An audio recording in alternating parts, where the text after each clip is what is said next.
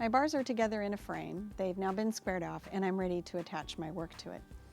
Now I've taped the edges of my canvas. Canvas is very rough. It will catch threads, it will catch your hands, so it's really a good idea to tape it. If you or your shop don't have acid-free tape, then you can use the blue painter's tape. It's what I use if I don't have anything else handy. Particularly if you're traveling and you want to tape some projects while you're gone, just grab a roll of the blue painter's tape. You usually want to cut it off when it's done anyway. And then there are two ways of attaching it. One is to use tacks and the other is to use a staple gun. I prefer to use the tacks because they're easier to get out, and the method is I use a core jack kit. Now, a core jack kit has a pusher, it has brass tacks, and it has a remover. And the combination of those three is really nice because it means that your hand gets the work and not your thumb. And even though they're thumbtacks, they can be kind of painful to your thumb after a little while. Using the core jack tool, all I need to do once I've opened my vial of thumbtacks is actually grab them with the tool. There's a magnet on the inside of this that will grab them. The brass tacks will adhere to it. You can use larger tacks, but if they don't fit inside the magnet, it's really hard to pick them up. And I'm going to put one tack in one corner.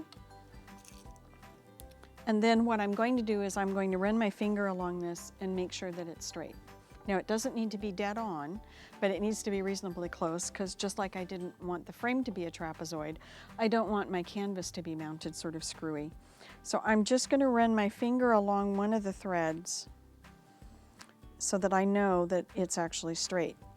If you can pull the canvas before you stick the tack in, it will help make it tighter. If you can't do that, don't worry about it, because that's in fact why Evertights were invented, so that if you don't have the ability to pull the canvas and get it somewhat tight, which is what you have to do for regular and mini bars, that you can actually still get it tight with the tool. I do one in each corner and one in the middle, and then I work to the opposite side. So I'm going to grab another one, I'm going to pull slightly at a diagonal, and then I'm going to put the tack in the corner. Now try to keep the tack in between the threads. You don't want to pierce the canvas threads. You can actually destroy them if you do it a lot. If you've only done it once, it's probably not a really big deal. But you definitely want to try to get them through the holes if you can. So I've done one corner, and now I'm going to go back and fill in. I only do about every 2 inches or so, depending on the size of the piece. If it's a bigger piece, I might put them closer together, only because I want to have as much surface tension as I can get when I actually stretch the bars apart.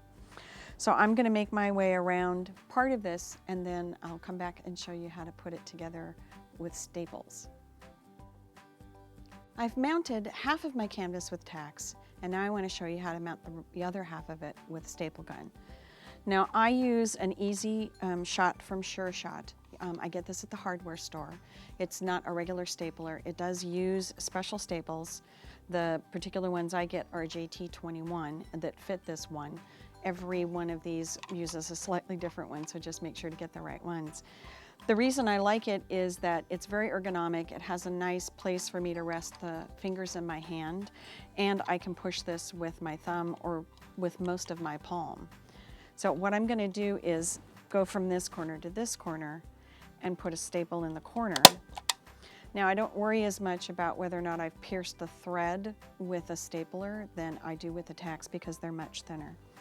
And then I'm going to work my way around. Now you'll find that you tend to rest it on the middle a bit, so try not to rest it too much. I'm going to start back in the middle here, and then I'm going to pull just a little and do that. And then I'm going to work my way around, finish the rest of it, and then I'll come back and show you how to actually tighten the canvas so that it will actually be very taut.